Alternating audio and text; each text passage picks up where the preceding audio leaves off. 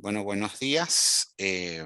Bienvenidos y bienvenidas a este espacio para discutir acerca del impacto de la pandemia por COVID en, en Venezuela, de la mano de especialistas en la materia para poder evaluar desde la perspectiva de derechos humanos cómo ha sido la respuesta desde el punto de vista de las acciones que han tomado los estados frente a esta situación inédita que hemos empezado a vivir a partir del año 2020.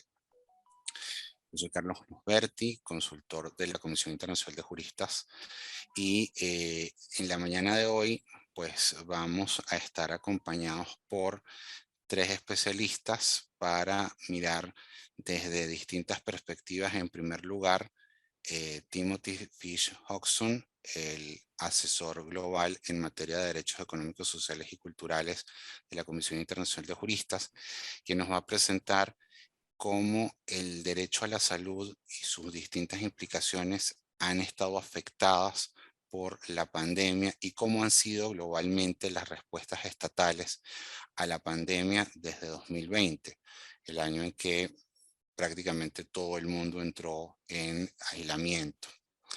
Seguidamente estará con nosotros Magdimar León, directora ejecutiva de la Asociación Venezolana de Educación Sexual Alternativa, para mirar cómo han sido los impactos diferenciados de la pandemia en el sector o en el grupo de mujeres y niñas, cómo esta población específica se ha visto especialmente afectada por el aislamiento, el encierro, por cómo todos los servicios de salud se han visto volcados a la atención de la pandemia y cómo su situación particular se ha visto comprometida.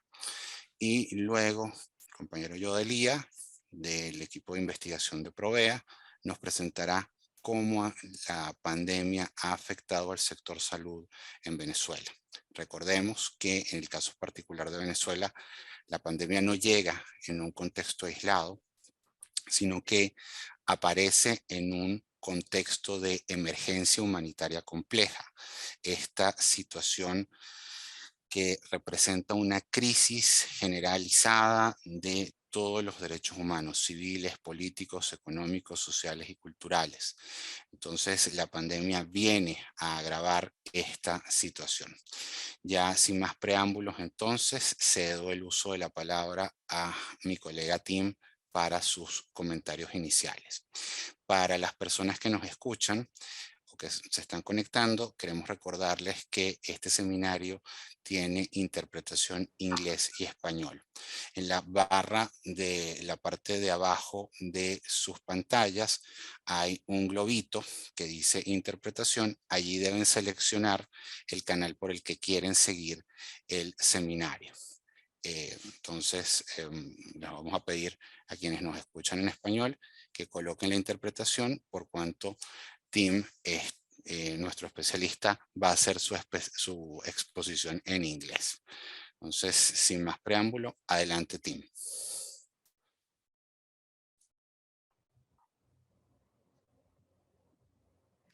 Hello. Thank you for having me here. I don't know if you wanted the video and I'm fine with it off, but it tells me it's been disabled, so I'm not keeping it off on purpose. So if you want the video to be on, you can just enable me to allow that. Otherwise, I will continue and present. My name is Tim Hartson. I'm based in Johannesburg, South Africa. I'm the ICJ's lead on economic, social, and cultural rights, as well as being the person who's been charged with leading the ICJ's work in response to COVID-19. I think that the reason why my colleagues have invited me here today to speak is because I have a global perspective on COVID-19 responses in economic, social, and cultural rights. It's because of a report that we published already in 2020. It's interesting speaking about COVID-19 and human rights in 2022. And we are still speaking about something which remains an emergency several years after it began.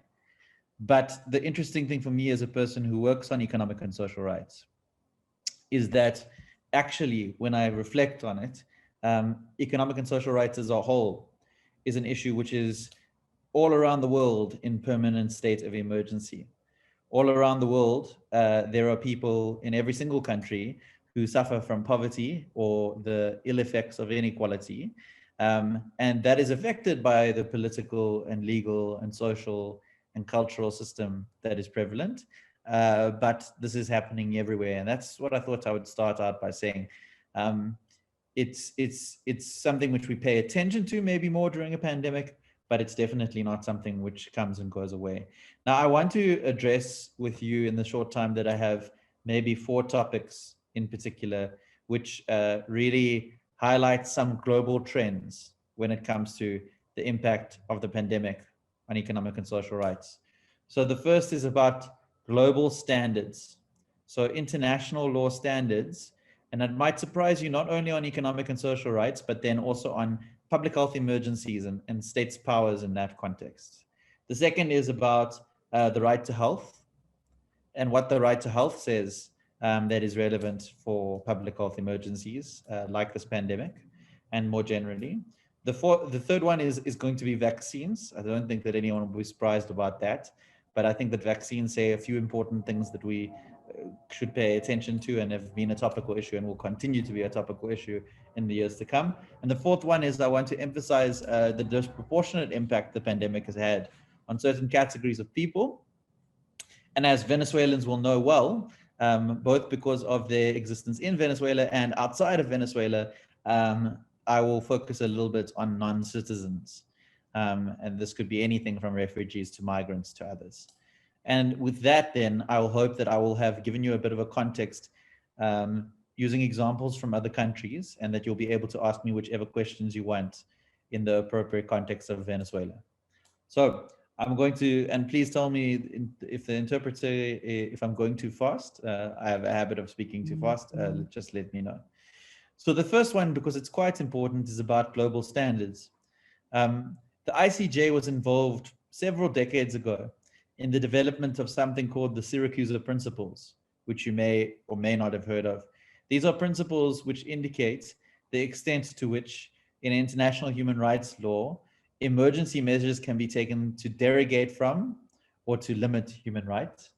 And the easy way of saying that, although there's some technical problems with it, is to say either to say that rights no longer apply because of emergencies or rights can be restricted. And during COVID-19, we've seen that there have been very big restrictions that have been justified very briefly with very little evidence by governments all around the world. So if you think about emergency measures in Chile, for example, where there were lockdowns and restrictions on movement, where people needed to get specific permits to travel from one place to another, from the police even. And this was policed by also the army. This may have happened in many other countries in the world.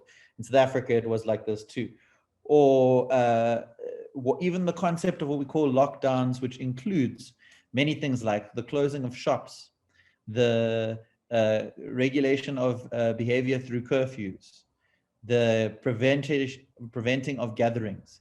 These things have many, many, many human rights consequences.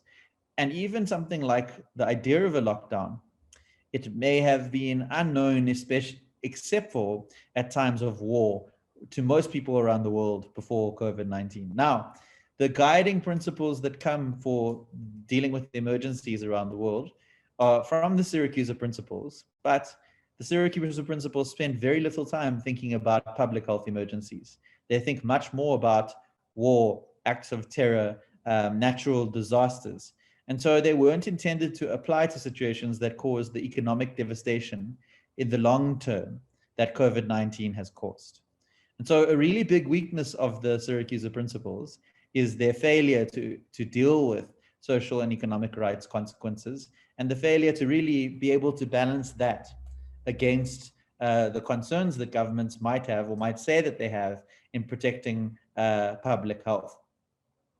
I'm going to link something to that. And so we've been working on, and I'll say that, and I would be interested in hearing your ideas about it, what ways in which these principles, which say that Measures to restrict rights must be necessary and proportionate and evidence-based, need to be tweaked and updated and improved to reflect our experiences in COVID-19 and the restrictions of rights that they've had, because the ICJ will be at the forefront of that development, and we are. The second thing is connecting it to the right to health. Governments have gotten away all around the world with saying they're acting to protect public health. Often they'll be doing things that have absolutely nothing to do with COVID-19. In Hungary, for example, there's a permanent state of emergency now where laws that were passed to begin with to deal with COVID-19 are now in operation forever. They will never be out of practice. In other countries, and I use European examples on purpose because sometimes Europeans will speak about our countries in Africa and Latin America as if we're the only places that have human rights problems.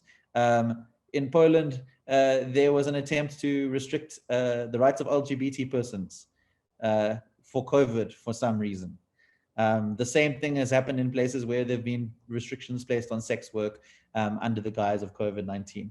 The thing is that governments have a legitimate reason to intervene and to protect public health, but they must do so consistently with the right to health. And most often governments have wanted to intervene saying they're protecting public health, but without referring to their obligations in terms of the right to health. So they aren't even intervening in a way that can effectively protect health or our right to health by providing facilities and medications and oxygen supply and vaccines that we need, but they are restricting our rights. So the question is always, and should be asked to the government, if you are intervening and restricting one right, what is the basis in another right? This is how international human rights law works.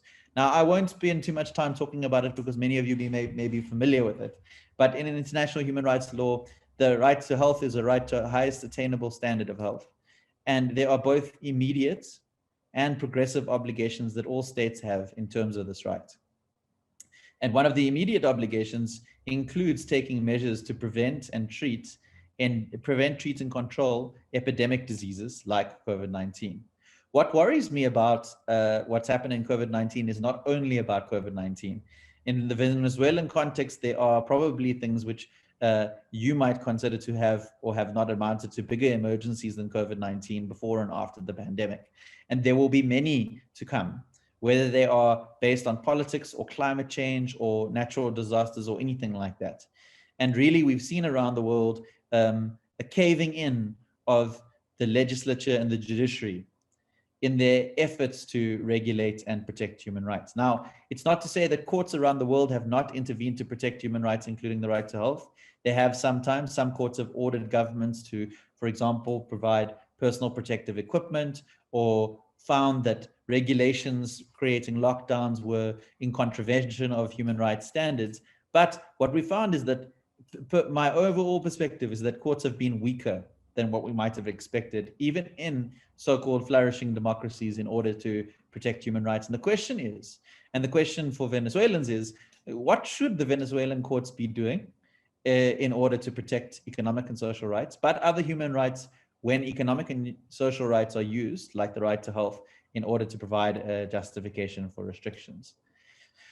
I'll raise vaccines now, and I'm raising the vaccine issue because it's got to do with, or it's relevant, and it raises a lot of issues that are relevant to all of us. One of the reasons why many people might be sitting thinking in their own countries, when we talk about international law, why is this important? Why should we apply international law standards? Now, the issue of access to vaccines and the issue of COVID-19, I think, shows the value of international human rights law. Why? Because you have a global problem where companies based in a few countries in the world and states based in a few powerful countries in the world, their actions or their inaction has the ability to impact what's happening in another side of the world. So I don't know when and if vaccinations first became available in Venezuela, but in South Africa, I personally only got my first dose of any vaccine in September 2021. And by that stage, there were many people around the world who had already been double vaccinated and were even moving on to booster shots. And South Africa is one of the leading countries in Africa for early onset of availability of COVID-19 vaccines. This is as a result of two things. The one is that intellectual property rights around the world wielded by pharmaceutical companies and protected by states are considered by many as on a par with human rights. Now, this is a very, very big problem, because even though there is a legitimate interest in protecting international property rights, if the impact is going to be that people cannot access life-saving medications, you have a problem, and a systemic problem. And we haven't resolved the problem. There's been no waiver of intellectual property rights or budging from private actors. And what that means is that we can expect, even if things end up okay in COVID-19, similar things to continue to happen. And similar things are happening on a daily basis in our healthcare systems all over the global south, where people are dying of diseases they need not die of because they are not accessing vaccinations for hepatitis or flu or anything that they need, or medications for tuberculosis, any of these things. The second one is with regard to corporate responsibilities in terms of human rights. Now, it's a failing of the international human rights system often that it doesn't take private actors as seriously as state actors. We know, and I'm sure you know, in the Venezuelan context, it's as easy for the state or a government, and I see that there's a question there, I don't know if I should take it or if it's a comment. The private actors and state actors, and sometimes state actors act as private actors too. And private actors could be anything from, religious institutions or NGOs who are powerful to companies. There are private actors that are more powerful and dictate to countries how they behave and cannot be touched and cannot be regulated sufficiently. The question is, if human rights can't deal with these things, if the protection of economic and social rights is subject to the market. So if healthcare and education and housing can be privatized, as they are in many places of the world, without any intervention, the question is, what is the purpose and what is the way that we are going to be able to ensure the alleviation of poverty and inequality? The last thing is, in this thing of human rights, who is a human in the human rights? Now, it sounds like it's a silly question, but in my work on economic and social rights, and especially in the COVID-19 pandemic, there has been a consistent trend of states saying, and even big human rights institutions saying, well, it makes sense that states want to provide for their own citizens first, that human rights are for citizens. But that makes no sense from an international human rights perspective. If the idea is that these are human rights that every human should have by virtue of being human, what does a document or a place of origin do to qualify for that? What is the basis upon which in South Africa and many other countries, people are required to produce documents before they can go and receive healthcare services or go to a school or work in a job?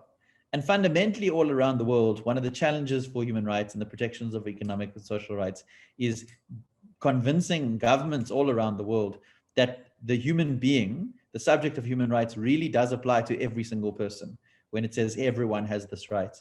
Now, I've raised all of these problems to try and touch on a number of issues which come up when you talk about human rights. The interconnection between civil and political rights and economic and social rights. So the connection between access to healthcare in the context of a pandemic and the restrictions the government placed, and then our access to freedom of movement, freedom of assembly, which are civil and political rights. The responsibilities of private actors and the state and the differences of them. Here in South Africa, we talk about state capture. Private parties have captured the state and their private interests are promoted. What's the justification of looking at those entities as different from the state?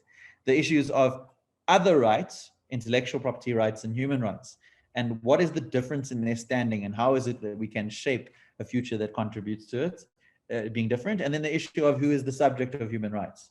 So can the human being really be everyone? And for that matter, I'm not only talking about citizen and non-citizen, I'm talking about disabled people and non-disabled people, women and men, LGBT persons and other persons, people of different races, ethnicities. And this is an ongoing problem for the human rights environment, that some states simply think that certain categories of persons are not human. My challenge to you today would be to say that the problems that Venezuela is undoubtedly facing, with poverty and inequality, with massive unemployment, with an economy that has been devastated because of politics and the effects of politics, is that if there is going to be a way that human rights are going to be useful in restoring and improving conditions in Venezuela, that you have to be able to deal with all of these issues. That leaving these issues behind and saying, well, all we really need is some basic rhetorical justification for the insertion of human rights into a constitution or for justiciability of economic and social rights, then you're going to end up falling into the same trap we are all living in all around the world. And really, when it comes to human rights, you either take them very seriously or you suffer the consequences. And unfortunately, I think that with economic and social rights, we've not taken them seriously. And the pandemic has been a lot worse everywhere in the world because of the high levels of poverty and inequality. And had there been lower poverty and inequality, we might have seen the end of the pandemic sooner and far, far less people dying and getting sick. I hope that these comments have been useful, and I'm very happy to engage and learn more about your context and answer your questions. Thank you very much. Gracias por tu exposición, Tim. Bueno, antes de dar la palabra a Magdimar, quiero recordarles a las personas que nos están acompañando en este seminario que pueden dejar sus preguntas y comentarios en el chat o en la herramienta de preguntas que se encuentra en la parte inferior de sus pantallas. En el caso de las distintas preguntas que vayamos recibiendo durante las presentaciones, las estaremos contestando en un espacio al final de la conversación. Damos la palabra entonces ahora a Magdimar León. Magdimar León, la directora ejecutiva de AVESA, la Asociación Venezolana de Educación Sexual Alternativa, para que nos comparta desde su experiencia, desde la experiencia de trabajo, pero además desde su visión como experta, cómo ha sido el impacto diferenciado de la pandemia en mujeres y niñas.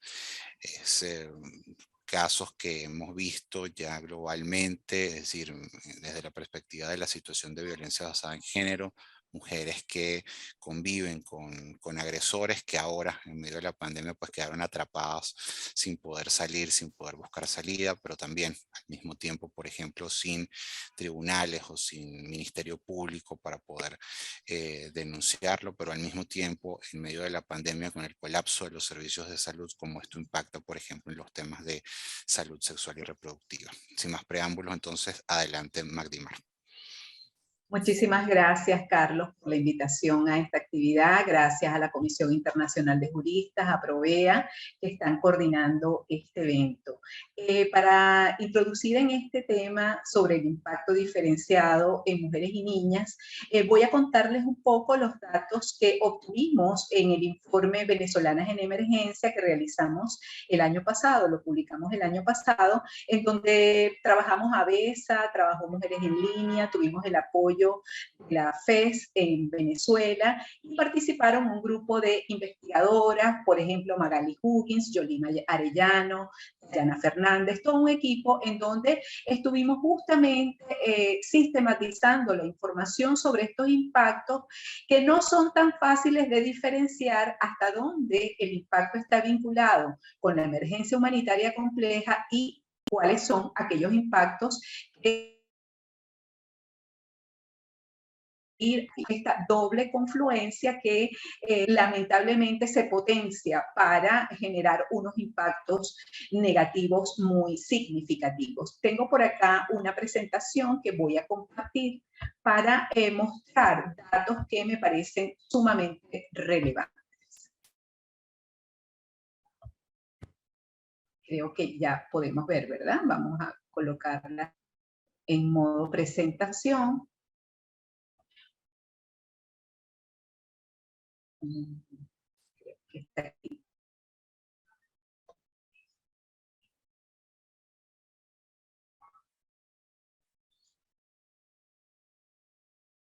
Fíjense, mientras aparece la presentación, se está demorando un poquito. Como ya mencionaba Carlos, hay aspectos que ya a nivel mundial y en Venezuela sabemos que han impactado negativamente a las mujeres. Esto tiene que ver con los temas de salud sexual y reproductiva, con los temas vinculados a la violencia de género, pero también hay otros temas vinculados, por ejemplo, al tema de los cuidados. Recordemos que las mujeres Estamos en la primera línea de atención al COVID, tanto en la casa, en los hogares, porque, bueno, somos las proveedoras de cuidados de las personas que, bueno, tienen situaciones delicadas de salud y son, bueno, somos las que atendemos a quienes tienen COVID, ¿no? Pero además, los centros de salud. Ya la OMS ha dicho que el 70% del personal de salud son mujeres, tanto médicas, enfermeras, pero además camareras, las que trabajan en el área de alimentación. Las mujeres entonces estamos dándole frente al COVID tanto en los servicios de salud como en los hogares y esto tiene unas implicaciones importantes. También está el tema de las cargas de cuidado, ya no solo las cargas de cuidado referidas única y exclusivamente al tema COVID, sino todas las cargas de cuidado de las mujeres. Esto ha sido algo que ha puesto muy sobre el tapete el tema del COVID. Cómo es que las mujeres, el aporte de las mujeres y la sobrecarga de las mujeres en actividades que son indispensables para el sostenimiento de la vida. Y ya de eso vamos a hablar un poquito. Y luego lo que tiene que ver con salud sexual y reproductiva y violencia basada en género. Y en Venezuela hay que destacar también el tema de la violencia sexual, porque, insisto, bueno, el tema de la pandemia se potencia con la emergencia humanitaria compleja y lamentablemente hemos visto en Venezuela cómo ha habido un aumento de la violencia sexual y de diversas formas de comercialización sexual. Entonces, aquí hay unos elementos que hay que resaltar. Con respecto al cuidado familiar y social, fíjense, ¿a qué nos estamos refiriendo? A todas estas labores que por razones culturales desarrollamos las mujeres para mantener la familia, para que las personas podamos ir a trabajar, a estudiar, a hacer nuestras actividades, todo lo que tiene que ver con la preparación de los alimentos, con la limpieza del hogar, con la limpieza de la ropa. La crisis de servicios que tenemos en el país, crisis de agua, de electricidad, de acceso al gas para la elaboración de los alimentos, implica un aumento significativo de las horas de tiempo dedicadas a esta labor. ¿Okay?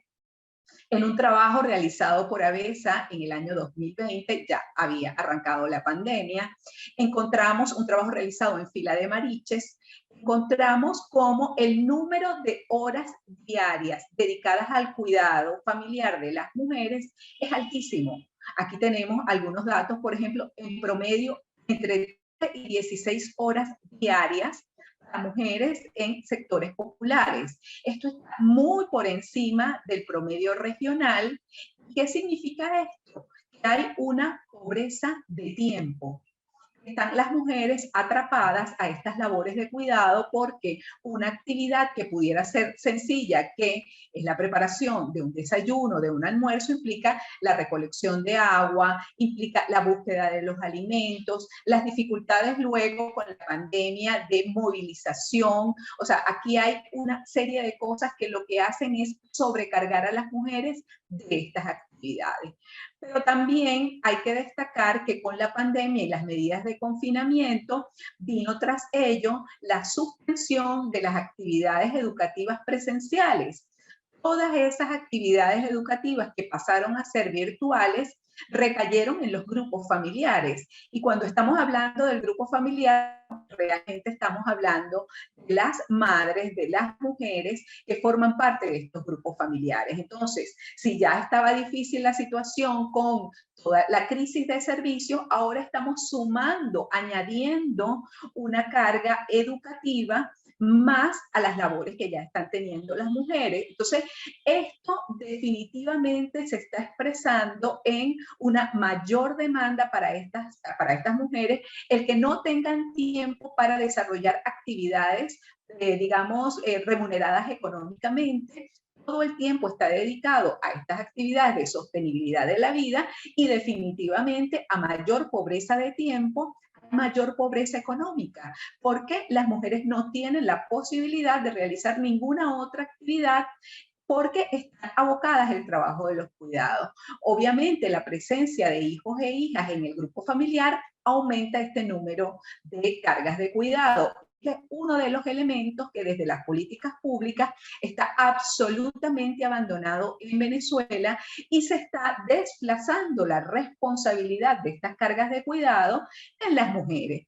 Y esto obviamente lo que está generando es una mayor brecha de género porque las mujeres al estar más atrapadas en el ámbito de lo doméstico, obviamente que su participación en las diversas actividades de lo público, de la economía del país, está limitada. Entonces aquí tenemos un claro elemento de impacto diferenciado producto tanto de la emergencia humanitaria como del COVID.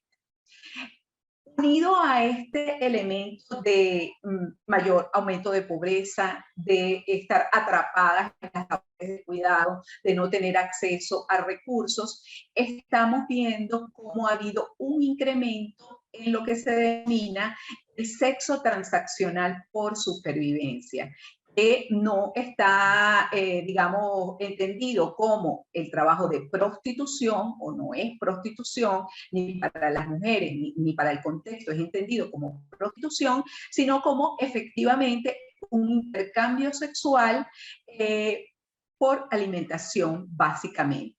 Vemos que esto también, obviamente, es una forma como el contexto coacciona a las mujeres a este tipo de actividades y como los hombres, además, bueno, ofrecen esta oferta y aprovechándose de esta condición de vulnerabilidad de las mujeres. Hemos visto que las niñas tienen mayor probabilidad, ¿verdad?, tienen a ser susceptibles de sexo transaccional por supervivencia, sobre todo niñas, obviamente, en contextos vulnerables, donde el grupo familiar no brinda contención, en las adolescentes femeninas, mujeres jóvenes.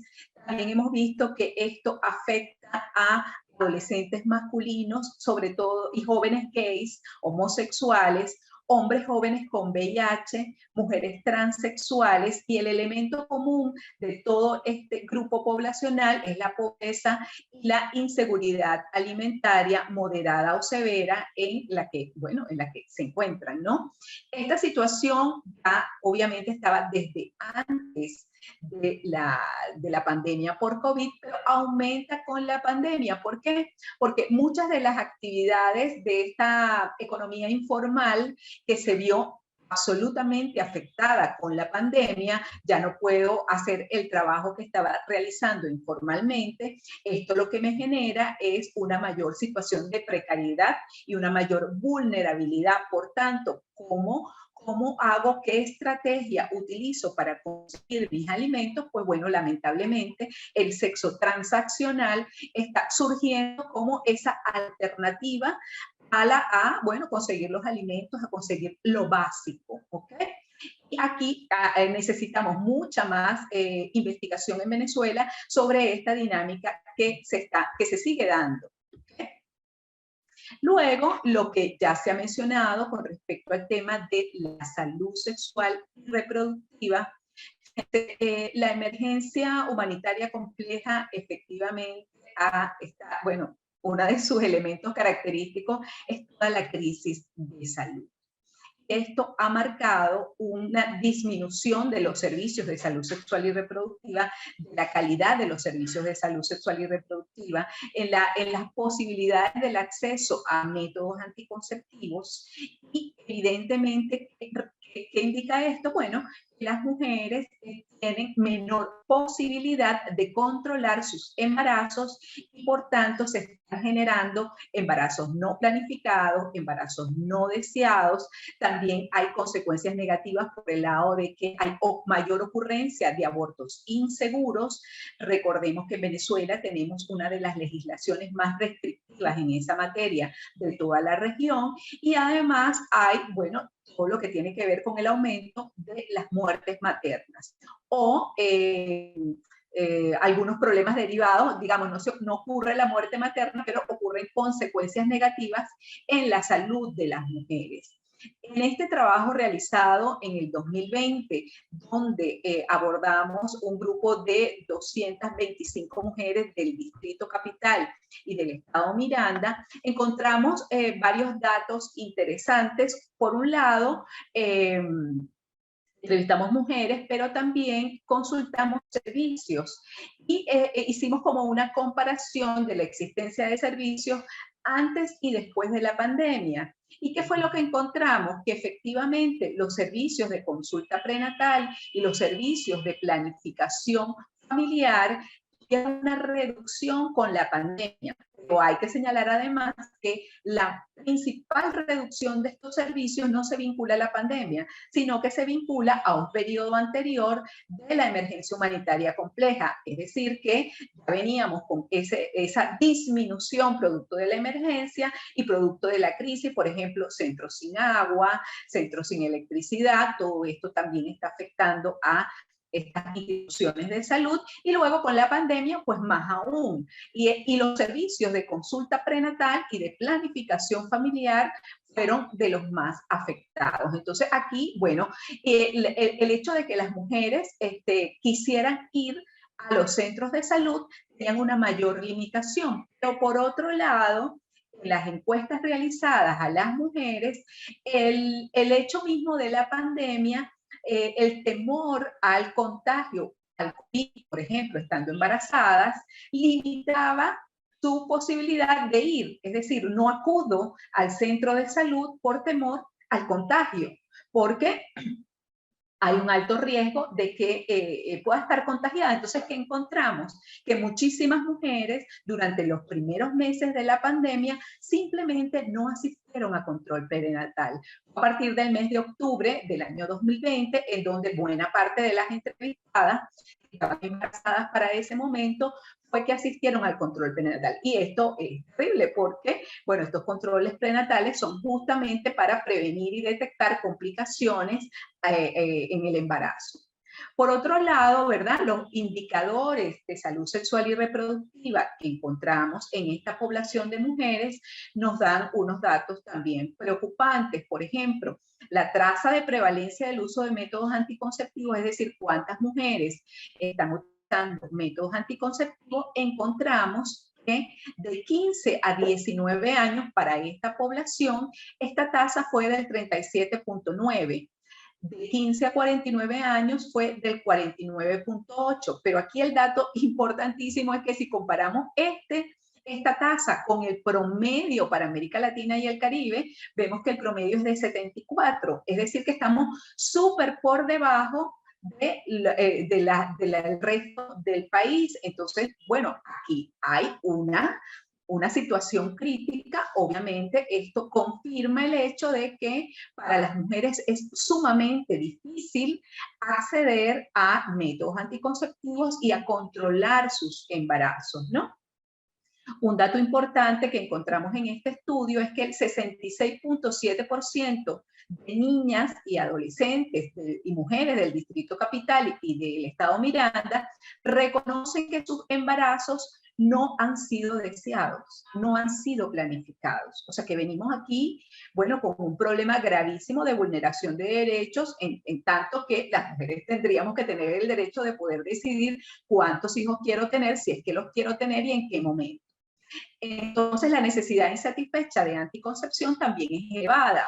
En Venezuela tuvimos un desabastecimiento brutal de métodos anticonceptivos año 2017, año 2018 en farmacias. Esto comenzó a mejorar en el año 2000, finales del 2019 y en el 2020, pero aquí, aun cuando la dotación no es óptima, por supuesto, ha habido una mejoría. Nos enfrentamos con la gran dificultad de que los precios están dolarizados. Entonces, eso no se ha traducido en un real acceso para las mujeres a los métodos anticonceptivos. De hecho, en este mismo estudio, más o menos el 35% de las mujeres encuestadas reconocen que no tienen la posibilidad de adquirir el método anticonceptivo y necesitan que este les sea donado, que les sea entregado. Sabemos que desde el Plan de Respuesta Humanitaria se ha hecho un esfuerzo en esta dirección, sin embargo todavía no hay una cobertura total y estas necesidades insatisfechas de anticoncepción no son óptimas. Aquí piensa entonces que vamos teniendo. Tenemos una carga de cuidados elevada, muy alta, que se une, bueno, a una dificultad de las mujeres para controlar la reproducción. Amén de que tampoco existe una política educativa y de mensajes dirigidos a la población masculina para que justamente asuma también, bueno, su parte de responsabilidad en el tema reproductivo. De manera que el tema reproductivo sigue estando en manos de las mujeres. Entonces, no puedo controlar mi reproducción, tengo hijos e hijas no deseados, y entonces esto implica una sobrecarga de cuidado. Entonces, esta situación realmente está dejando atrás a las mujeres y estamos viendo, bueno, cómo las brechas de género vinculadas a estos fenómenos está aumentando cada día. Luego tenemos el tema de la violencia de género, ¿no? Tanto en Venezuela como en el mundo, por efecto del confinamiento, muchas mujeres quedaron atrapadas en sus hogares con sus agresores. ¿Okay?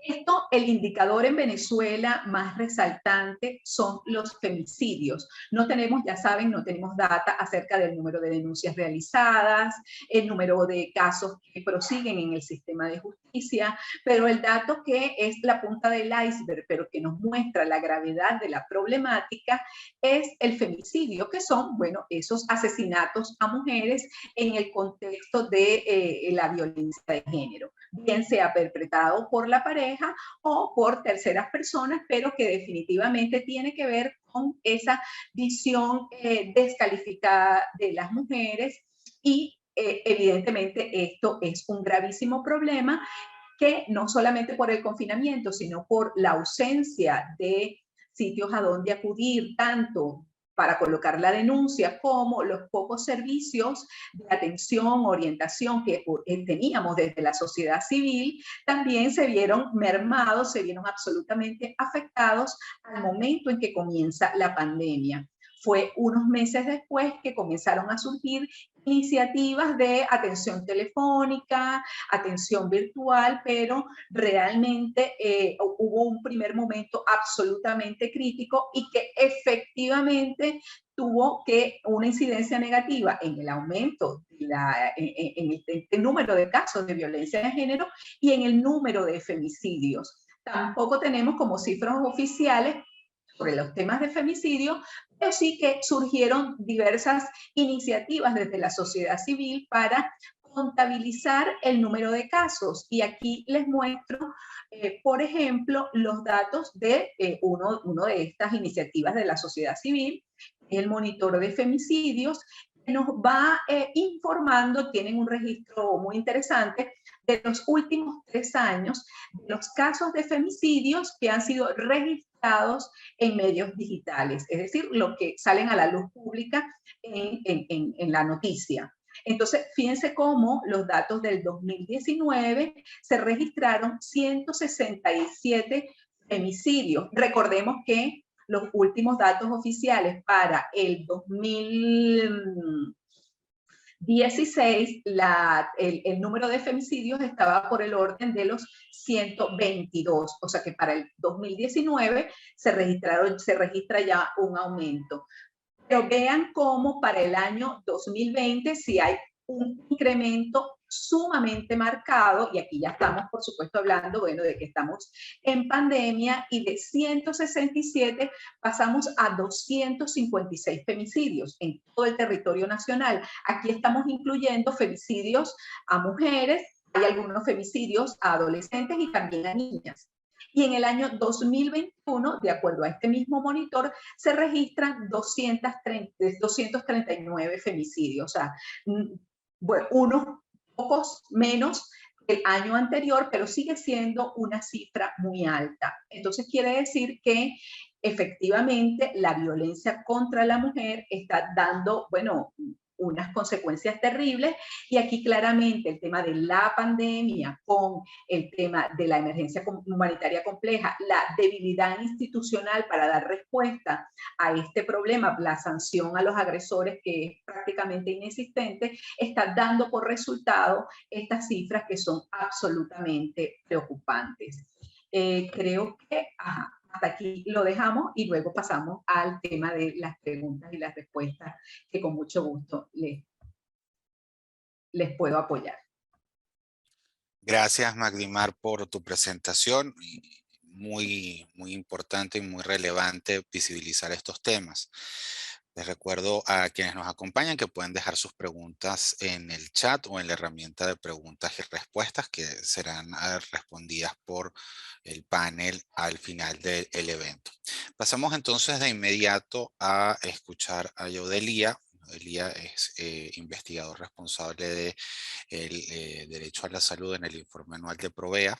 Provea, una de las organizaciones coauspiciantes de este evento, el Programa Venezolano de Educación y Acción en Derechos Humanos, como organización líder en temas de derechos económicos, sociales y culturales en Venezuela.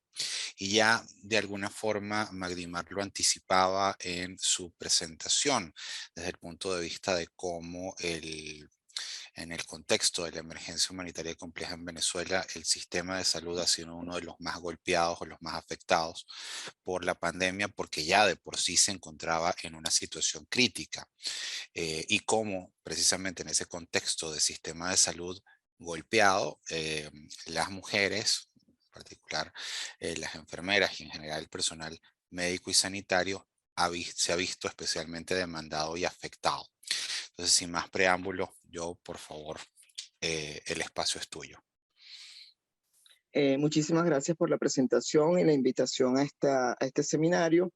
En pantalla tienen una presentación, creo que no está al comienzo, pero bueno, voy a iniciar, ¿no?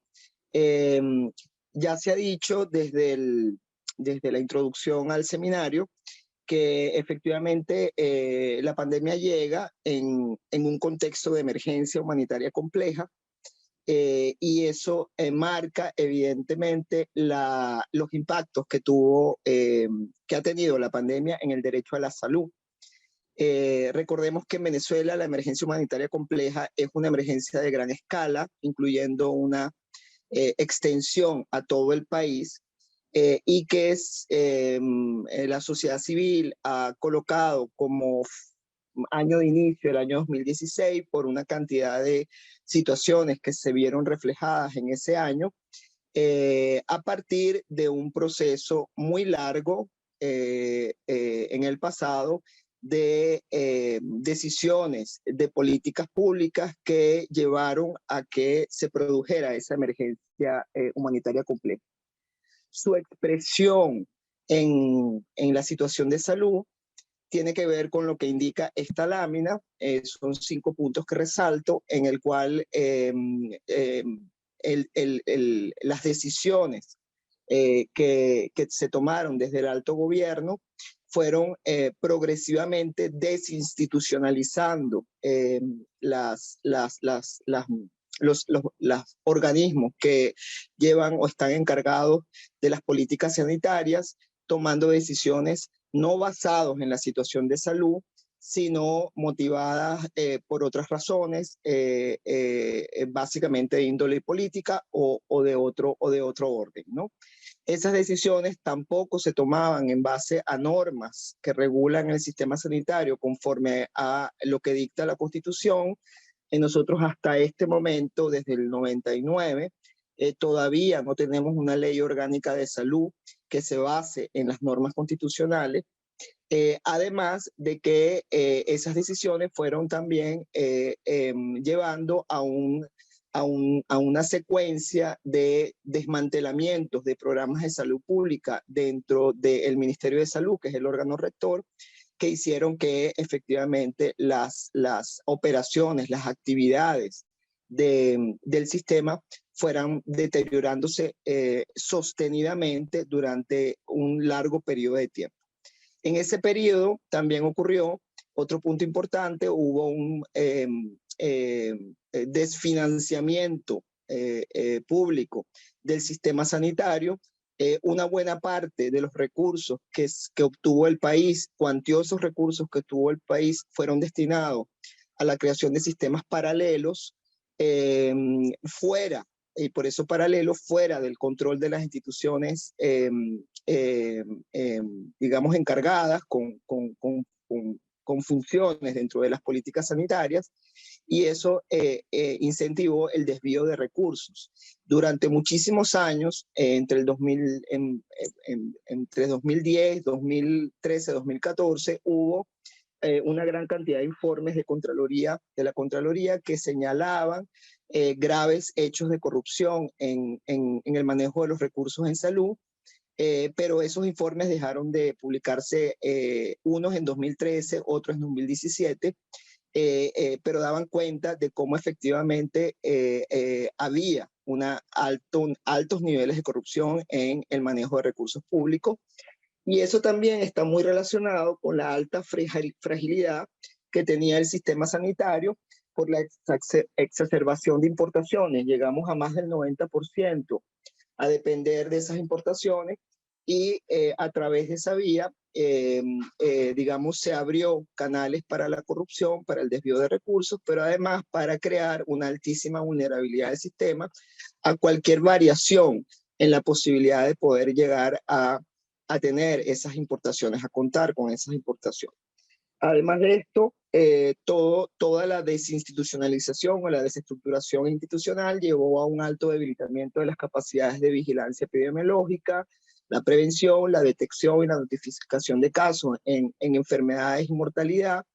Desde el año 2014 no tenemos acceso a cifras de mortalidad en Venezuela, y desde el año 2016 hubo un cierre ya completo del acceso a información epidemiológica, que ha impedido ver la situación real de la población, aun cuando existe desde la sociedad civil y desde órganos internacionales información importante que se ha podido utilizar para poder decir algo sobre lo que nos está pasando en Venezuela. Finalmente, señalo el último punto. Venezuela durante muchísimos años fue cerrándose a la cooperación internacional. En Venezuela, antes del año 2019, antes de que se instalara en Venezuela el equipo humanitario del país, y se aprobaran un conjunto de acuerdos con agencias de Naciones Unidas para escalar la cooperación, la verdad, la cooperación internacional era bastante escasa. Venezuela tenía moras, digamos, por muchos años de pago para poder tener acceso a vacunas, a medicamentos, incluyendo tratamientos de alto costo, a insumos, y dentro de una política dirigida a extraerse de compromisos, a extraerse de evaluaciones y de rendiciones en materia de salud a nivel internacional. Eso se vio entonces, ese era el contexto que teníamos, y produjo, digamos, una emergencia sanitaria de gran nivel, en la cual llegó la pandemia. Y como resultado de eso, con relación a políticas dirigidas a la pandemia, las decisiones se concentraron en el alto gobierno, las decisiones sanitarias. La verdad, la rectoría de las autoridades encargadas de esa función está bastante, o ha sido bastante fragilizada. No hay participación en las decisiones ni de la comunidad científica ni del personal de salud. El Estado se vio en graves problemas para el manejo de estadísticas y para contar con estadísticas acerca de cuál era la capacidad que Venezuela tenía para poder enfrentar la pandemia, y los datos que maneja o que manejaba desde el inicio de la pandemia presentaban altos subregistros. La reserva de la información epidemiológica respecto a COVID, el Estado se reservó esa información hasta el día de hoy, y digamos tenemos alguna información notificada que es la que llega a la Organización Panamericana de la Salud, pero sin mayor detalle con relación a esa información, y como dijimos antes, con altos subregistros. Eso llevó a que desde el comienzo de la pandemia las políticas fueran bastante erráticas. De hecho, no hay una correspondencia entre la política y las curvas de casos en Venezuela. En muchos momentos se tomaron decisiones o se intentó tomar decisiones incluso fuera de los estándares recomendados por la Organización Panamericana de la Salud, como por ejemplo el uso de medicamentos no aprobados, o incluso ya con la vacunación, el uso de vacunas también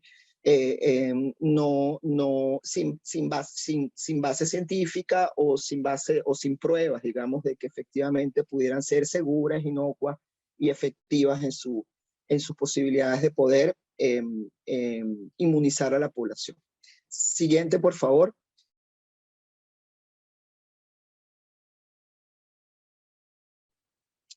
Más del 80% de la población en Venezuela ha dependido del sistema sanitario público, y en ese sistema al menos 50% de la población perdió servicios durante estos años antes de la pandemia, y además perdió protección financiera. Más del 90% de la población en Venezuela hoy en día no tiene seguro médico, ni público ni privado, y las condiciones económicas que han llevado a una pobreza, alta pobreza y generalizada pobreza, encuentra a la población sin recursos para poder sufragar gastos de enfermedad. En el año 2016 se marca un año de colapso del sistema, donde las estadísticas sanitarias mostraban niveles de inoperatividad que estaban alrededor del 40%. Entre el año 2016 y 2019, esas condiciones de inoperatividad aumentaron al 60%. Además de un alto desabastecimiento de insumos, medicina, entre otras razones, porque el gobierno decidió a partir del año 2014 recortar las importaciones en más de un 60%, dejando al sistema sanitario sin acceso a insumos y medicamentos para poder atender a la población. Además a eso se agregó la reiterada posición de no reconocer las necesidades humanitarias en Venezuela y el veto a información humanitaria independiente, que ha hecho que no podamos tener la posibilidad de que el gobierno asuma, digamos, cambios en las políticas o en las decisiones con relación al sistema. Entre el año 2012 y 2019, Provea registró denuncias de vulneración del derecho a la salud en hospitales públicos, que aumentaron de más o menos 1.000 denuncias a 56.000 denuncias por alta escasez de insumos y medicinas, deterioro generalizado de la infraestructura y pérdida de personal capacitado, que se calculaba antes de la pandemia en más de un 50%. Durante la pandemia, el gobierno, frente a esta situación, lo que hizo fue tomar drásticas medidas de inmovilidad desde el comienzo de la pandemia, unas medidas que, frente a una emergencia que no solamente se expresa en salud, sino que también se expresa en alimentación, en falta de trabajo, en dificultades para tener acceso a servicios básicos como agua, electricidad, transporte, gas doméstico, hizo que esas medidas llegara un momento en que iban a ser insostenibles. Pero efectivamente tuvieron un impacto en la reducción de las tasas de transmisión de COVID y también en su letalidad, a costa de un sufrimiento mayor de la población en las áreas económicas, alimentarias y también de acceso a salud también. El gobierno también tuvo que dedicar la poca capacidad que todavía tenemos en más o menos unos 60 hospitales públicos a nivel nacional para atender los casos graves de COVID, y eso incrementó a 65% el número de personas que se quedaron sin servicios de atención para otras condiciones de salud no COVID. Además, agregando a esto, por la situación de debilidad de los programas de vigilancia y diagnóstico, Venezuela tenía o ha tenido bajas capacidades diagnósticas en COVID, y existe un alto subregistro de casos medido por por la Academia Venezolana y también por organizaciones científicas internacionales, que han dicho que efectivamente podríamos estar en un 60% de subregistro de parte, no solamente en las enfermedades, sino en la mortalidad por casos COVID. Había habido además una limitada ayuda internacional en el marco de la respuesta humanitaria por las restricciones que mantiene el gobierno a esa respuesta, por el no reconocimiento de la emergencia y por no tener suficiente información o no utilizarla para decisiones sanitarias. Y todo esto hizo que con la pandemia el aumentara en 70% el retiro de personal de salud. Si lo dividimos por médicos y enfermeras, en enfermeras fue mucho más alto. Hay datos que hablan de más del 80% y en el caso de médicos más del 70%. Y un alto número de muertes de personal de salud por COVID, aumentando entonces con eso los niveles de inoperatividad de los servicios en un 80%. Siguiente. Eso en la situación de salud se refleja, antes de la pandemia se reflejaba en una excesiva carga de enfermedades. Aproximadamente más del 60% de la población enfrenta problemas de salud. Los problemas de salud de mayor prevalencia, teníamos altas tasas de mortalidad materna e infantil entre 2016 y 2021. Se estima un rango entre 130 y 120, pudiendo haber bajado en la pandemia la tasa de mortalidad materna, pero eso no es una reducción sostenible. Y hay dudas, fuertes dudas sobre la data que eventualmente ha mencionado el gobierno frente a la Organización Panamericana de la Salud por los altos subregistros de mortalidad. Y en el caso de la tasa de mortalidad infantil, más bien ya hay evidencia de que ha aumentado, está entre 20 y 26 esa tasa, lo que indica que en el caso de los niños la situación es bastante grave con relación a sus expectativas de vida en este contexto de colapso del sistema sanitario y de políticas que no responden, digamos, a las necesidades de ese grupo de población. Teníamos brotes de enfermedades prevenibles por vacuna, convertidas en epidemias en casi todos los estados del país, al menos hasta el 2018, específicamente con sarampión y difteria. Eso bajó durante la pandemia, básicamente porque por efecto de la inmovilidad de la población, y también hubo una altísima expansión de epidemias por desplazamientos internos, específicamente atribuidos a la minería y en malaria y dengue. Las personas con condiciones crónicas graves de salud de todas las edades han sido altamente afectadas en esta situación, elevando los riesgos de muerte y específicamente atribuido también a la suspensión de programas de suministro de medicinas de alto costo, y una escasez a nivel general que ha rondado entre el 80% y ha bajado al 60% o bajó al 60% antes de la pandemia. Durante la pandemia, las medidas de inmovilidad de la población efectivamente bajaron o mantuvieron bajas las tasas de transmisión y letalidad, sobre todo durante el año 2020, pero a partir del 2021 se esperaba un aceleramiento de su expansión, aun cuando menor a otros países, en un contexto de alta vulnerabilidad y desprotección de la población. La vacunación comenzó en febrero del año 2021, pero ha habido enormes retrasos en el plan, además de su no publicación para conocimiento público. Y hasta el momento, según cifras de la OPS, se ha logrado vacunar completamente al 40% de la población.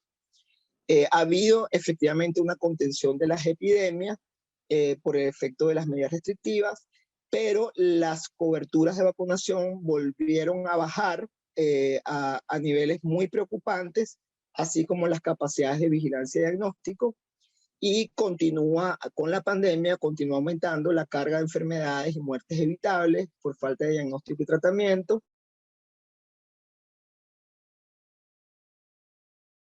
suspensión de los programas, de la pérdida de servicios de salud y del deterioro socioeconómico de la población que desmejora la situación de salud de la población.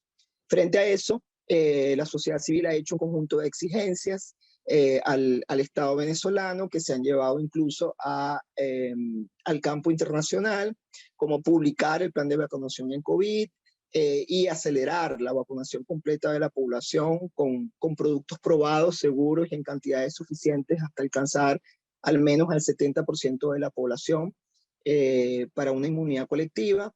Mantener las medidas de salud pública para prevenir y detener la transmisión del COVID, pero fundamentalmente basadas en información a la población, consultando y buscando apoyo en la comunidad científica y el personal de salud del país.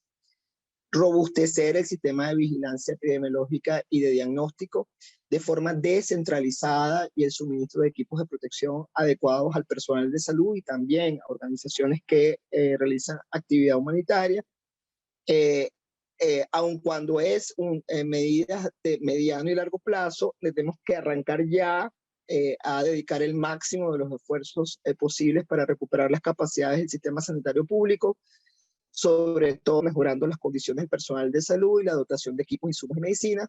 Finalmente, 3 exigencias para terminar. Es importante reactivar de inmediato los programas de trasplante y suministro de tratamientos de alto costo, para evitar las muertes de gran cantidad de personas que tienen condiciones crónicas, y tenemos que aumentar inmediatamente los planes de vacunación, garantizando coberturas que alcancen los estándares internacionales. Asegurar el acceso público a información epidemiológica y sanitaria y no censurar ni criminalizar a los gremios y sindicatos, medios de comunicación de organizaciones de sociedad civil por difundir esa información. Y finalmente abstenerse de medidas que estigmaticen, discriminen y reprimen a las personas por sus condiciones de salud, garantizando protección de los datos personales, consentimiento informado y confidencialidad personal en la información que se maneja. Muchísimas gracias. Gracias, Joe, por esa interesante presentación acerca del estado y la situación en Venezuela del sector salud en medio de la pandemia. Vamos ahora, tenemos algunos minutos para compartir con el panel algunas preguntas que nos han llegado. Vamos a comenzar en el mismo orden de la presentación, iniciando con Tim. En este caso, tú mencionabas lo que tenía que ver con el tema de vacunación y la responsabilidad, en este caso, de las empresas privadas y lo que tenía que ver con el derecho de patente. Sin embargo, en Venezuela, la situación no está en manos de las farmacéuticas privadas.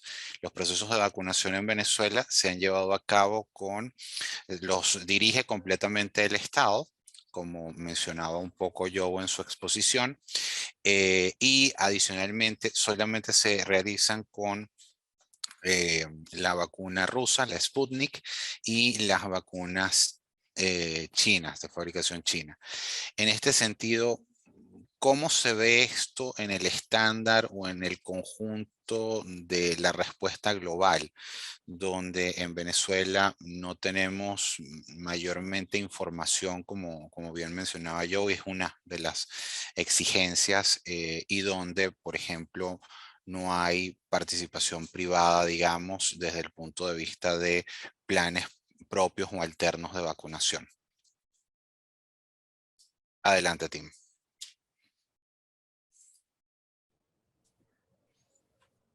Okay, so I think I got most of it. I mean, the first thing to say is that intellectual property rights include both copyrights and patents. And I don't know if these are easily translatable words. And the really big problem is that there's a range of intellectual property rights relating to not only the vaccine's composition, but the know-how of how to produce them. And because governments around the world and pharmaceutical companies continue to restrictively keep these recipes and methods to themselves, it's very difficult for countries to produce the effective mRNA vaccines and other vaccines easily. Now, with the Sputnik and the Sinovac vaccines, the Chinese and the Russian vaccines, they are actually at different stages of accreditation at the WHO, as far as I know. As far as I understand, the Chinese Sinovac vaccine has been approved for emergency use, not for standard use. And the Russian vaccine has been not been approved for any use. The problems is that those who created the vaccines have not provided sufficient trial evidence for the effectiveness of the vaccines. So what does that mean? That means that in terms of Venezuela's obligation, in terms of the right to health, the obligation is to provide access to medical services and treatments to treat and control epidemic diseases, but it is also to ensure the highest available quality of health. That would include an obligation to make sure that vaccines are not being provided to a population that are not tested or proven. Because what we find with those vaccines all around the world also is that in Hungary, for example, where I've done some substantial work, the use of vaccines which are not tested or proven actually increased vaccine hesitancy. The same thing happened with AstraZeneca in South Africa when there were doubts about the AstraZeneca vaccine's effectiveness against the Delta variant. And so governments need to be very careful and shouldn't be making decisions based on what we call vaccine diplomacy or politics, with which vaccines they choose to use and which vaccines they choose not to use. The question is not whether or not a vaccine comes from America or China. The question is whether that vaccine, wherever it comes from, has been tested and can be effective to use. And what I want to emphasize when it comes to vaccines is that the importance of the COVID-19 vaccine is much more than the initial dose itself, which is what everyone is worried about. COVID-19 will be around for a long time. We will need the vaccines to be reapplied probably several times. And other forms of vaccination are important in the future and in the present. And vaccine hesitancy in general, which has been on a rise in some sectors in some countries, is a very big problem for public health. And governments must act in ways, be very careful to act in ways that don't compromise people's willingness to access public health facilities and to trust the medications that they provide. And that is the important thing about choosing which vaccines they are. And that's how I would say global human rights interacts with them. The last thing I just want to emphasize again is I'm not saying that intellectual property rights shouldn't be protected. I'm saying that intellectual property rights like copyright are not human rights.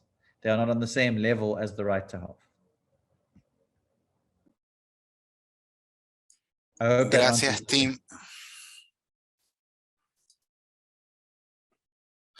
Gracias, Tim. Me indican que se perdió la interpretación al español. Vamos con una pregunta para Magdimar y para yo, básicamente relacionada con lo que...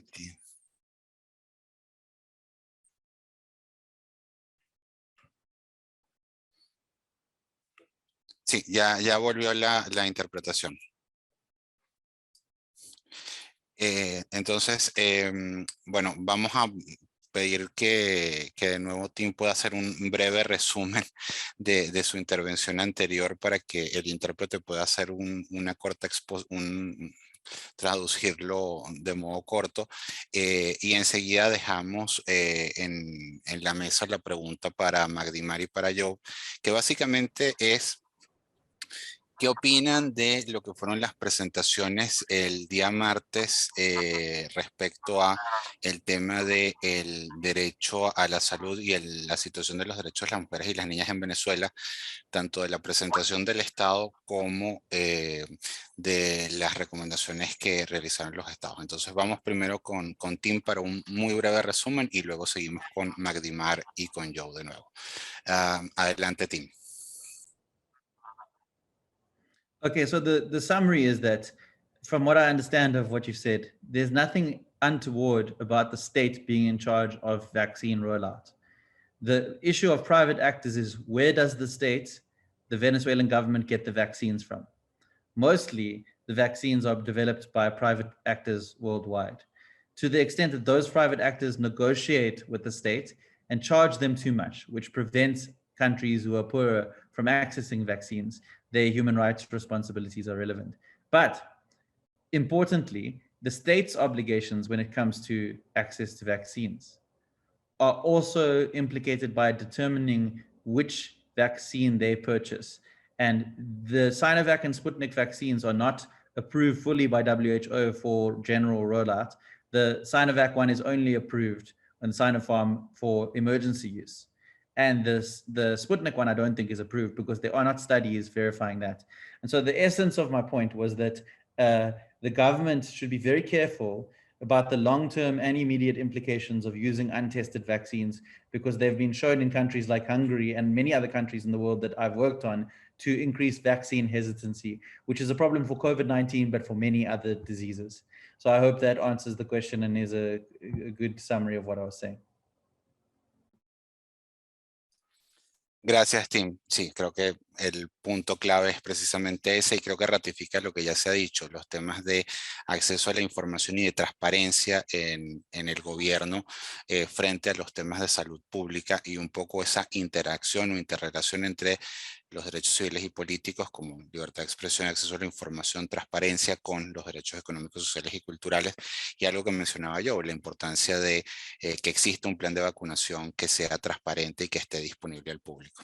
Entonces, retomamos las preguntas que habíamos dejado en el aire con Magdimar y un poco tus impresiones desde el punto de vista de los impactos sobre mujeres y niñas de lo que fue la presentación del Estado el día martes en el examen periódico universal del Consejo de Derechos Humanos y por supuesto las reacciones de los estados y sus recomendaciones en este ámbito.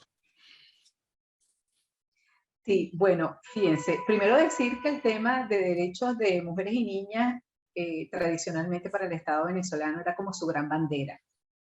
La ley orgánica sobre el derecho de las mujeres a una vida libre de violencia, las instituciones que se habían creado, toda la institucionalidad en materia de mujer había sido siempre una gran bandera. Digamos, en esa línea insisten, sin embargo, ya, bueno, la realidad es absolutamente innegable.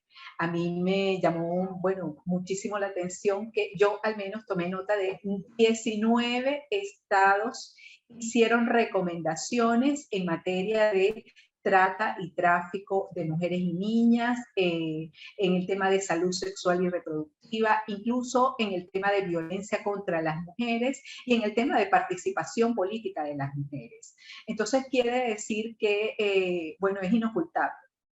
Es inocultable la realidad de lo que está ocurriendo.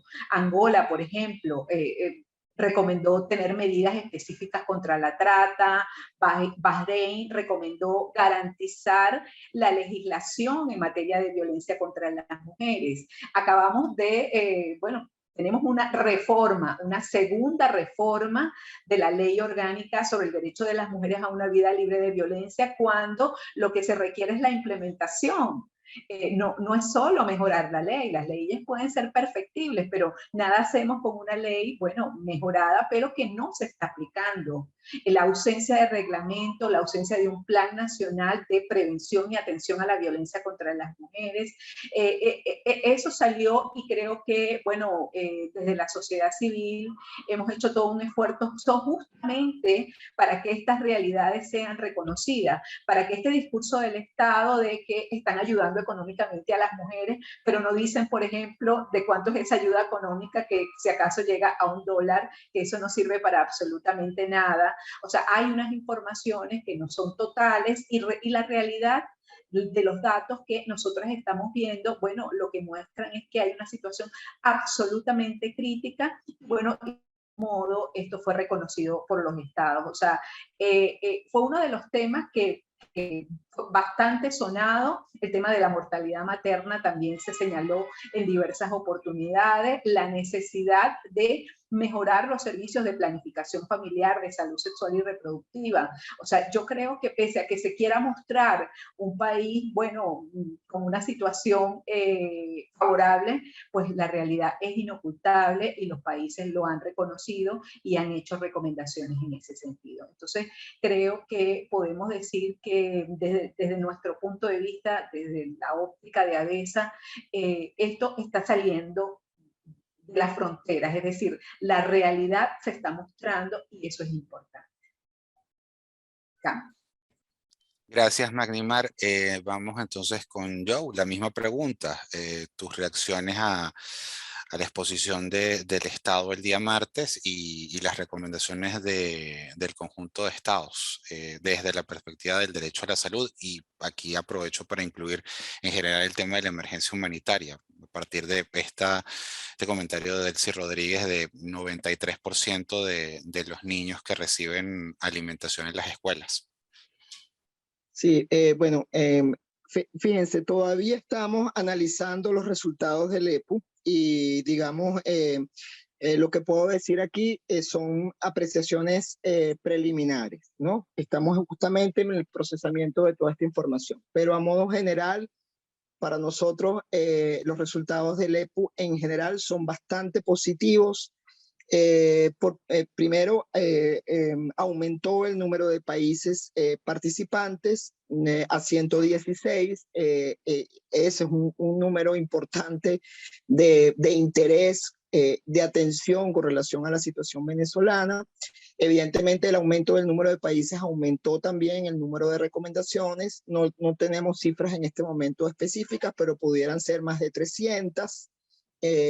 Cercanas o en el medio hasta 400, o sea, tenemos que esperar a mañana justamente que se va a publicar el informe final para ver en definitiva cuántas recomendaciones recibió Venezuela, pero también, y muy importante, creemos que efectivamente en este EPU aumentó el número de recomendaciones que implican medidas concretas frente a una gran cantidad de problemas que exhibe Venezuela, incluso en países que antes no las hacían. Entonces, aumentó la cantidad de países que le recomendaron a Venezuela medidas que reflejan que allí hay problemas importantes a considerar. Y eso hace que entonces veamos que la comunidad internacional está efectivamente consciente de que la situación venezolana es una situación que requiere medidas urgentes, medidas concretas, porque el contexto, la situación de Venezuela es muy, muy grave por todo lo que ya sabemos, ¿verdad? En el caso específico de salud, entiendo que como el tipo de recomendación en un EPU es muy limitado el tipo de recomendación, creo que es importante valorar que se reflejó de manera comprensiva todos los temas, se mencionaron a casi todas las poblaciones específicas. Y en materia de salud, por ejemplo, haciendo como una revisión rápida, tuvimos 13 recomendaciones. Eso parecerá bajo, ¿no? Una de las recomendaciones que tuvo más presencia relacionado con el tema de justicia, que puede estar por el orden de las 25 recomendaciones, 13 recomendaciones en salud, es un número importante a considerar. Y para nosotros, más allá del número, efectivamente la salud fue uno de los temas a tratar, así como la crisis humanitaria. Y ahí voy con ese elemento. Frente a un informe de Estado que ni siquiera mencionó la palabra humanitaria, tampoco habló de la presencia de un equipo humanitario en el país, omitiendo la situación y escondiéndola de alguna manera de la comunidad internacional, cosa que no se logró. La comunidad internacional está consciente de que tenemos una emergencia humanitaria y que Venezuela, fuera de los argumentos de las medidas coercitivas unilaterales, tiene una responsabilidad en la situación, tiene que tomar medidas y la comunidad le dejó una tarea bastante extensa de medidas a tomar, a las cuales tendremos que hacerle seguimiento de aquí en adelante en los próximos 5 años, y que además coloca al Estado en una situación de rendición permanente de esas medidas frente a la comunidad internacional y frente a la población venezolana. Gracias. Gracias, Joe. Bueno, vamos con una pregunta adicional para Tim, ya si estamos en los minutos finales de este espacio. Tim, nos preguntan acerca del impacto diferenciado en niños y adolescentes en edad escolar. De acuerdo a alguna cifra de UNICEF, 168 millones de niños y niñas quedaron fuera de aulas durante la pandemia. Desde el punto de vista de la situación en Venezuela, poco más o menos la situación fue la misma. Las escuelas cerraron y, como Magdimar comentaba, los niños y niñas estaban en casa a cargo de sus madres, que quedaban con la carga adicional de tener que ser maestras en casa. Además, en muchos casos se trató de pasar a modalidades de educación a distancia o remota, con un servicio de internet casi inaccesible en muchos casos, baja conectividad, problemas de falta de electricidad. De nuevo, en Venezuela, en un contexto de emergencia humanitaria compleja, donde poco más o menos lo que yo reflejaba del sector salud pasa una situación muy similar en Venezuela. Entonces, un poco la pregunta es, alrededor del mundo, ¿qué pasaba con la educación en el contexto de pandemia?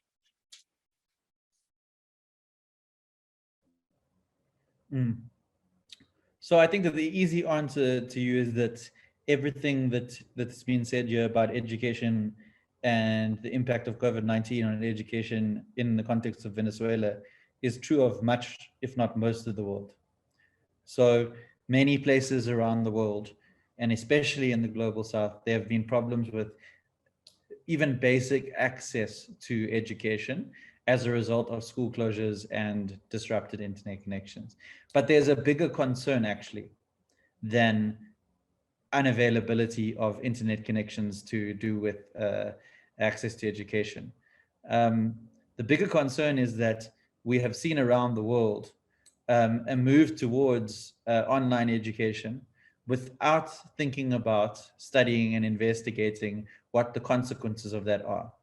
And it's not clear that the education that people are receiving, that children are receiving in many countries in the world online, through WhatsApp, on TV, on the radio, is effective at either educating them in the way that they need to be educated to do with the curriculum and the content, or providing the social stimulation and social aspects of education that are necessary. The UN Special Rapporteur on the Right to Education has warned about these impacts of a move to online education, but has also warned about the major increase in private actor involvement to teach online. In many countries, the internet service providers are private, and in many countries, the tools for learning, not only internet access, but tools that are being created by private entities. And this could cause a problem for access to education. But the second thing is to do with women and taking up women's time, women who are already really busy with caring activities that they are supposed to do, and then having to perform education functions. The first thing I'll point out is that the average person, no matter how intelligent and how well educated, is not in a position to provide education to a child. This is a very difficult thing to do, and that's the reason why teachers need to be trained and are experts in pedagogy and in teaching. The second thing is, obviously, it adds, as has already been highlighted, to the disproportionate effects of the pandemic on women who are already doing this care work and are now doing more care work. And it's not good that in economies around the world, and it's bad to hear that it's also the same in Venezuela, that these are not economically credited activities. So you would think that the state would try and compensate or try and provide support for circumstances like this, because it's labor which is ultimately unpaid, but it generally doesn't happen around the world. I think that the last thing that I would say about education is that people are too generally around the world, and I don't know what it's like in Venezuela, concerned with the mere fact of going to school or the mere fact of going to education. So we think about schools as if they are buildings where we go, and after spending a long enough time in them, you get a certificate. And the same thing is the case for a university. And unfortunately, most education systems around the world, people are now realizing getting into schools and getting into universities, it's not enough, because it doesn't equip you to be able to exist and survive in economies around the world with such severe inequality and such difficulty in accessing jobs. This is a COVID issue, but it's also not a COVID issue. And I think it's very important to look at the right to education and what the right to education requires in the form of quality education, which equips a person for lifelong development and learning, but also for work opportunities afterwards, and what that means in a particular country or space.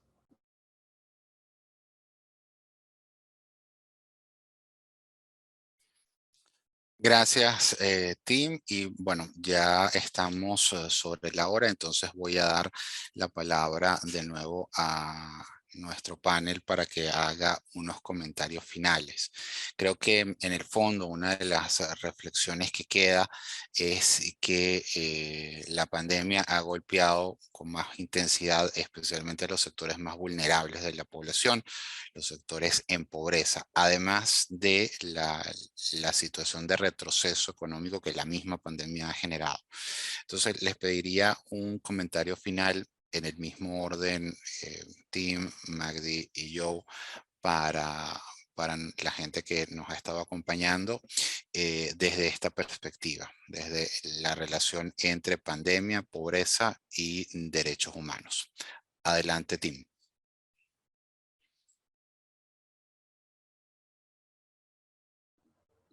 I think that my closing remarks would be that for me, there's a well-known quote in my country by a famous South African by the name of Nelson Mandela, which is that we do not want freedom without bread, nor do we want bread without freedom. And he says in that context that using one category of rights to deflect the absence of the other is a smokescreen, and it does a double injustice. So what that means is that in fights for political freedom and in regime changes and in uncertainty and difficulty that is being experienced in Venezuela, as many countries around the world, we mustn't forget that if we are fighting for the protection of civil liberties, we are also necessarily fighting for the protection of economic and social rights. And the pandemic has made this even more clear. Yes, it had a disproportionate impact on some categories of people that were originally already marginalized. And yes, poverty has mattered to the experience of the pandemic. But if we want to claim and talk about human rights and have them protected by courts and in international forums, we need to take the rights that are about poverty and inequality, the economic and social rights, seriously, because without them, we don't have complete protection of human rights.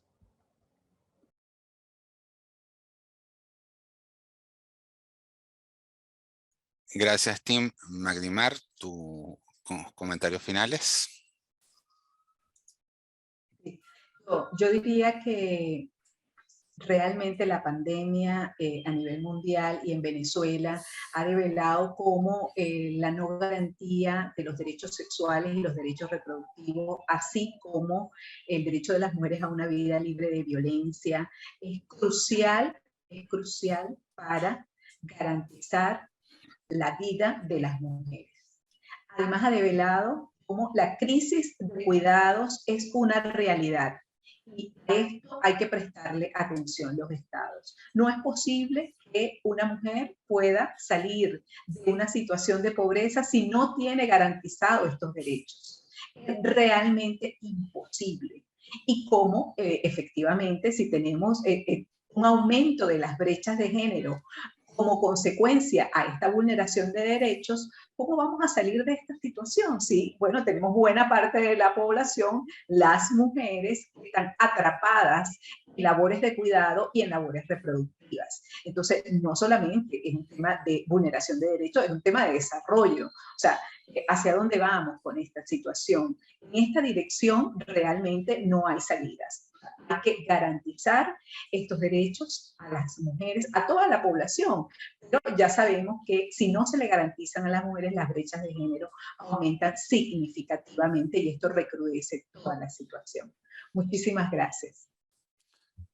Gracias, Magdimar. Efectivamente, un tema y una dimensión que golpea también de un modo muy especial y diferenciado a las mujeres, que es el problema de la feminización de la pobreza. Empezamos con Joe, tus comentarios de cierre. Bueno, solo decir que sin duda la pandemia acentuó la emergencia y viendo los análisis internacionales, la pandemia todavía el mundo y mucho menos Venezuela vamos a salir de esta situación a corto plazo. Creo que todavía la pandemia va a durar un tiempo más.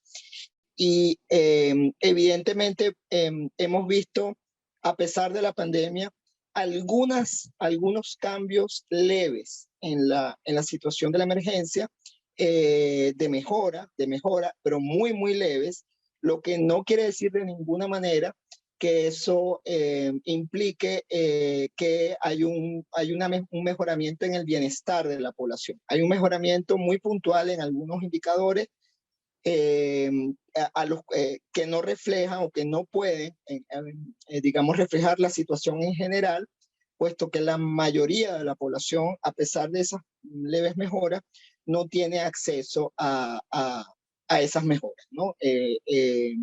Sobre todo por la situación económica. Luego, eso nos dice que efectivamente el marco internacional de protección juega un papel fundamental en la situación venezolana, tanto desde el punto de vista humanitario como en relación a la protección de los derechos humanos. Y combinado esa respuesta, es fundamental que sigamos exigiendo que en Venezuela haya reconocimiento de la crisis y hayan las medidas necesarias para que podamos salir de ello. Entre los papeles que juega el mundo internacional en materia humanitaria y derechos humanos, es fundamental la creación de un espacio de protección para la población abierto, inclusivo, que permita ayudar a la población, asistir a la población. También un fortalecimiento de las capacidades de la propia sociedad para poder enfrentar esta situación y evidentemente la posibilidad de un nexo con un futuro, digamos, una futura recuperación y una futura senda de desarrollo, siempre que, digamos, estemos atendiendo las necesidades apremiantes de la población y evidentemente atado a una transición política, porque los factores que han llevado a esta emergencia tienen que ver con factores políticos que van a implicar una reinstitucionalización del país y que además implica también en esa reinstitucionalización darle respuesta a una gran cantidad de víctimas de la emergencia que van a requerir asistencia especial de parte de las instituciones por las secuelas de la pobreza, las secuelas de la mala salud, las secuelas del retroceso educativo en Venezuela, los traumas vinculados a violencia o a migración forzosa.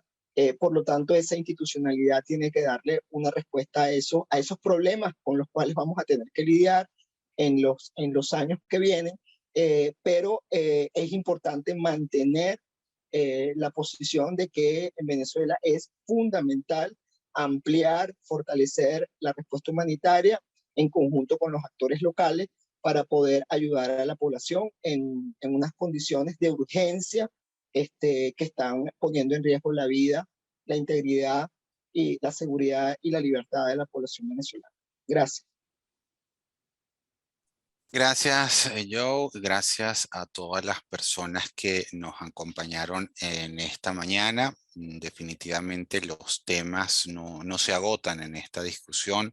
Las distintas dimensiones de impacto de la pandemia sobre distintas poblaciones en situación de vulnerabilidad alcanzan algunas de las que mencionaba Tim, las personas migrantes y refugiadas, las personas de la comunidad LGBT, pero además las dimensiones, las interacciones a partir de una visión integral de los derechos humanos con temas como el acceso a la justicia y la justiciabilidad de los derechos económicos, sociales y culturales, así como el acceso a la información, la protección de datos y la privacidad o el rol de los actores privados en estos temas. Entonces, la discusión da para mucho más. Quiero agradecer a nombre de las organizaciones que participaron y propiciaron este encuentro: Asociación Venezolana de Educación Sexual Alternativa, AVESA, Programa Venezolano de Educación, Acción en Derechos Humanos, PROVEA, y la Comisión Internacional de Juristas. A todas y todos ustedes por participar, y a nuestros panelistas. No sin antes recordarles que pueden seguir a las organizaciones en sus cuentas de Twitter, @avesa_ONG_BZLA, @_PROVEA, @CIJ Latina. Gracias nuevamente por participar y gracias al equipo de interpretación. Buenos días.